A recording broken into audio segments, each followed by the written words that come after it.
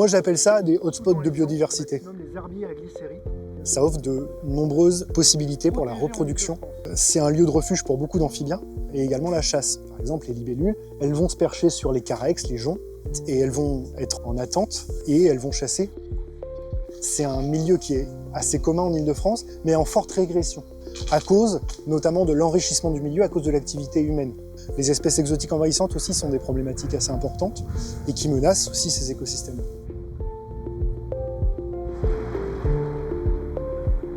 La mairie est venue vers nous pour nous demander si on pouvait entretenir leur mare. On a répondu par la positive en intégrant des écoles, donc des BTS GPN notamment. Et donc on organise des chantiers écoles.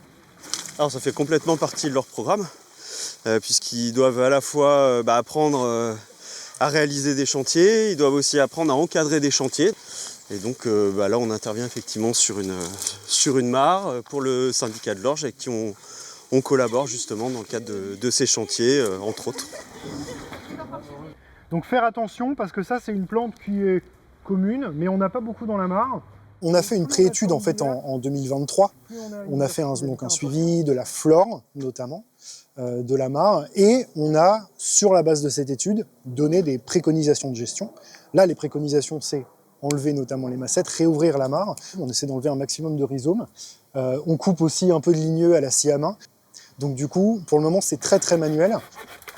Sur cette mare-là, sur l'autre mare également, il y a des amphibiens. Les amphibiens sont des espèces qui sont protégées. Ces espèces, il faut donc éviter de les perturber. Pour éviter de les perturber, on évite d'agir pendant la période de reproduction et la période de ponte. Donc en fait, on fait de l'entretien de mare avant le mois de février. Une mare qui est fonctionnelle, c'est pas un nid à moustiques.